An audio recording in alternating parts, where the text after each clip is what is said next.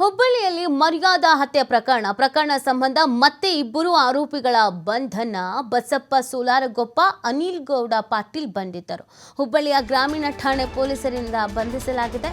ಪ್ರಕರಣ ಸಂಬಂಧ ಬಂಧಿತ ಆರೋಪಿಗಳ ಸಂಖ್ಯೆ ಈ ಮುಖಾಂತರವಾಗಿ 8ಕ್ಕೆ ಏರಿಕೆ ಆಗಿರೋದು. ಮಾನ್ಯಾಳ ತಂದೆ ಪ್ರಕಾಶ್ ಗೌಡ, ಈರಣ್ಣಗೌಡ, ಅರುಣ್, ಹಾಗೆಯೇ ಫಕೀರಗೌಡ ಪಾಟೀಲ್, ಬಸನಗೌಡ ಪಾಟೀಲ್, ಗುರುಸಿದ್ದಗೌಡ ಪಾಟೀಲ್, ಬಸಪ್ಪ ಸೋಲಾರಗೊಪ್ಪ, ಅನಿಲ್ ಗೌಡ ಪಾಟೀಲ್ ಬಂಧಿತರು. ಇನ್ನೂ 10ಕ್ಕೂ ಹೆಚ್ಚು ಆರೋಪಿಗಳನ್ನ ಬಂಧಿಸಬಹುದಾದ ಸಾಧ್ಯತೆ ಇದೆ. 34 ಜನರ ವಿರುದ್ಧ ದೂರು ನೀಡಿರುವಂತಹ ಮಾನ್ಯ ಪತಿ ವಿವೇಕಾನಂದ. ಸೊ ಈ ಪ್ರಕರಣದಲ್ಲಿ ಇಡೀ ಊರಿಗೂರೇ ಶಾಮೀಲಾಗಿದೆ ಅನ್ನುವಂಥ ಒಂದು ಗಂಭೀರವಾದಂತಹ ಆರೋಪವನ್ನ ಮಾಡಿರುವಂಥದ್ದು. ಅಂದ್ರೆ ಊರಿನವರು ಹಚ್ಚಾಕೋ ಕೆಲಸ ಮಾಡ್ತಾ ಇದ್ರು, ಟ್ರಿಗರ್ ಮಾಡ್ತಾ ಇದ್ರು ಅನ್ನುವಂಥದ್ದನ್ನ ಆರೋಪಿಸಲಾಗಿದೆ.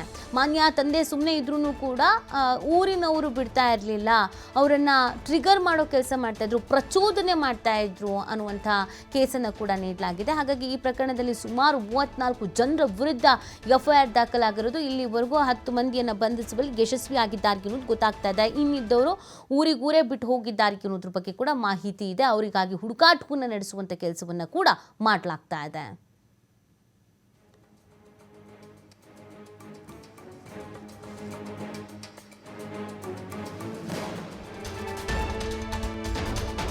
ಹುಬ್ಬಳ್ಳಿಯಲ್ಲಿ ತಂದೆಯಿಂದಲೇ ಮಗಳ ಮರ್ಯಾದಾ ಹತ್ಯೆ ಕೇಸ್. ಪ್ರೀತಿಸಿ ಮದುವೆಯಾಗಿದ್ದ ವಿವೇಕಾನಂದ ಮತ್ತು ಮಾನ್ಯ, ಮದುವೆಯಾದ ಬಳಿಕವೂ ಅನ್ಯೋನ್ಯವಾಗಿದ್ದ ದಂಪತಿ.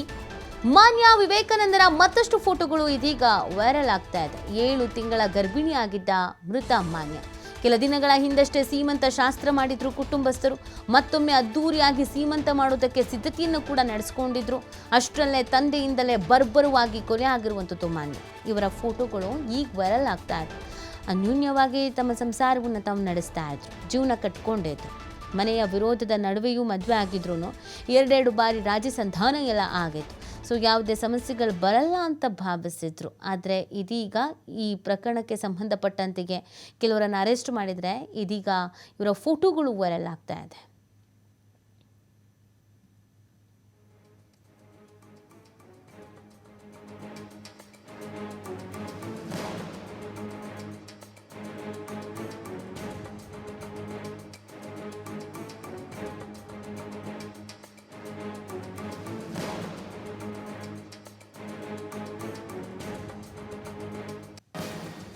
ನೋಡಿ, ಈ ಪ್ರಕರಣ ಸಾಕಷ್ಟು ಚರ್ಚೆಗೆ ಕಾರಣವಾಗಿದ್ದಂಥ ಪ್ರಕರಣ, ರಾಜ್ಯವೇ ಬೆಚ್ಚಿಬಿದ್ದಂಥ ಪ್ರಕರಣ. ಮರ್ಯಾದಾ ಹತ್ಯೆ. 7 ತಿಂಗಳ ಗರ್ಭಿಣಿ ಮಗಳು ಅಂತ ಗೊತ್ತಿದ್ರೂ ತನಗಿಷ್ಟ ಇಲ್ಲದ ತಮಗಿಂತ ಕೆಳ ಜಾತಿಯ ಹುಡುಗನನ್ನು ಮದುವೆ ಆಗಿದ್ದಾಳೆ ಅನ್ನುವಂಥ ಕಾರಣಕ್ಕಾಗಿ ಕೊಲೆ ಮಾಡಿದ್ದು, ಬರ್ಬರವಾಗಿ ಕೊಚ್ಚಿ ಕೊಲೆ ಮಾಡಿದ್ದು. ಇದಕ್ಕೆ ಸಂಬಂಧಪಟ್ಟಂತೆ ಮಾಹಿತಿಯನ್ನು ನೀಡ್ತಾರೆ ನಮ್ಮ ಪ್ರತಿನಿಧಿ ಯಲ್ಲಪ್ಪ. ಈ ಪ್ರಕರಣದಲ್ಲಿ ಇಲ್ಲಿವರೆಗೂ ಯಾರನ್ನೆಲ್ಲ ಬಂಧಿಸಲಾಗಿದೆ, ತನಿಖೆ ಹೇಗೆ ನಡೀತಾ ಇದೆ ಅಂತ?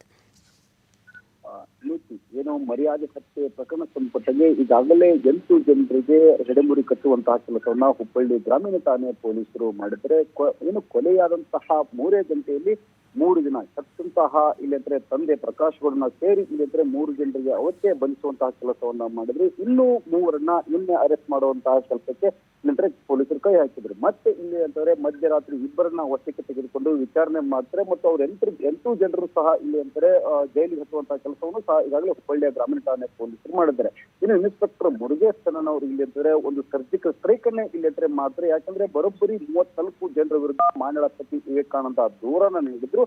ಮತ್ತು ಕೆಲವೊಂದಿಷ್ಟು ಜನ ಊರಲ್ಲಿ ಇದರಲ್ಲಿ ಶಾಮೀಲಾಗಿದ್ದಾರಂತೆ. 14 ಜನರನ್ನ ಎಫ್ಐಆರ್ ಅಲ್ಲಿ ಹೆಸರನ್ನ ನಮಿಸಿದ್ರು. ಮತ್ತು ಕೆಲವೊಂದಿಷ್ಟು ಜನ ಅಪರಿಚಿತರು ಅನ್ನೋ ಮಟ್ಟಿಗೆ ಇಲ್ಲಿ ಅಂತಂದ್ರೆ ಒಂದು ಹೆಸರನ್ನ ಉಲ್ಲೇಖ ಮಾಡಿದ ದೂರನ್ನ ಪತಿ ಇಲ್ಲಿ ಅಂತಂದ್ರೆ ವಿವೇಕಾನಂದ ಕೊಟ್ಟಿದ್ರು. ಯಾಕೆ ಅಂದ್ರೆ ನಾವು ಇಲ್ಲಿ ಅಂತಾರೆ ಮದುವೆ ಆದ್ರಿಂದಾಗಿನೂ ಸಹಿತ ದೂರದಿದ್ದೀವಿ, 2 ಸಲ ರಾಜ್ಯ ಸಂಧಾನ ಆಗಿತ್ತು. ಆ ಸಾವಿರ ಸಹಿತ ಇಲ್ಲಂದ್ರೆ ನಮ್ಮನ್ನ ನೆಮ್ಮದಿಯಿಂದ ಬದುಕಲಿಕ್ಕೆ ಈ ಕುಟುಂಬ ಬಿಟ್ಟಿರಲಿಲ್ಲ. ಪದೇ ನಾವೆಲ್ಲಿ ಹೋದ್ರು ಸಹಿತ ಇಲ್ಲಿ ಅಂದ್ರೆ ನಮ್ಮನ್ನ ತಲಾಶ್ ಮಾಡುವಂತ ಕೆಲಸವನ್ನ ಮಾಡ್ತಾ ಇದ್ರು. ನಾವೆಲ್ಲಿ ಹೋದ್ರು ನಮಗೆ ಜೀವ ಬೆದರಿಕೆ ಹಾಕ್ತಾ ಇದ್ರು. ಹೀಗಾಗಿ ಧಾರವಾಡದ ಗ್ರಾಮೀಣ ಪೊಲೀಸ್ ಹುಬ್ಬಳ್ಳಿ ಗ್ರಾಮೀಣ ಪೊಲೀಸ್ ಠಾಣೆಯಲ್ಲೂ ಸಹ ಇಲ್ಲಿದ್ರೆ ರಾಜ್ಯ ಸಂಧಾನಗಳದ್ದು. ಅದಕ್ಕೆ ಯಾವುದೂ ಸಹ ಇಲ್ಲಿ ಅಂತಾರೆ ಬಗ್ಗದೆ ನನ್ನ ಪತ್ನಿಯನ್ನ ಇಲ್ಲಂದ್ರೆ ಬರ್ಬರವಾಗಿ ಕೊಲೆ ಮಾಡಿದ್ರೆ ಗರ್ಭಿಣಿ ಅನ್ನೋದನ್ನು ನೋಡದೆ ಸಹಿತ ಇವತ್ತು ಕೊಚ್ಚಿ ಕೊಲೆ ಮಾಡಿದ್ರೆ. ಹೀಗಾಗಿ ಅವರ ವಿರುದ್ಧ ಇಲ್ಲಿ ಅಂತಂದ್ರೆ ಒಂದು ಶೀಘ್ರವಾದಂತಹ ತನಿಖೆ ಆಗ್ಬೇಕು. ಅಷ್ಟೊಂದು ಕಷ್ಟದಲ್ಲೇ ಇಲ್ಲಿ ಅಂತಾರೆ ಹೆತ್ತವರು ಇಲ್ಲಿ ಅಂತಾರೆ ಮಾನಳ ತಂದೆ ತಾಯಿ ಸೇರಿದಂತೆ ಅವರ ಸಂಬಂಧಿಕರು ಭಾಗಿ ಆಗಿದ್ದಾರೆ ಅಂತ ಹೇಳಿ ಈಗಾಗಲೇ ಒಂದು ದೂರು ನಡೆದ್ರು. ದೂರು ನಡುವೆ ತಂದೆ ಪ್ರಕಾಶ್ ಗೌಡ, ಹಿರಣ್ಗೌಡ, ಅರುಣ್ ಫಕೀರ್ಗೌಡ ಪಾಟೀಲ್ ಮತ್ತು ಬಸವಗೌಡ ಪಾಟೀಲ್, ಗೋಷಿದಗೌಡ, ಬಸಪ್ಪ ಸೊಲಗಪ್ಪ ಮತ್ತು ಅನಿಲ್ ಗೌಡ ಪಾಟೀಲ್ ಅಂತ ಒಟ್ಟು 8 ಜನರನ್ನ ಬಂಧಿಸುವಂತ ಕೆಲಸವನ್ನ ಈಗಾಗಲೇ ಪೊಲೀಸರು ಮಾಡಿದ್ರೆ. ಇನ್ನೂ 10ಕ್ಕೂ ಹೆಚ್ಚು ಜನರನ್ನ ಇಲ್ಲಂದ್ರೆ ಒತ್ತಿಗೆ ತೆಗೆದುಕೊಳ್ಳುವಂತಹ ಸಾಧ್ಯತೆ ಇದೆ.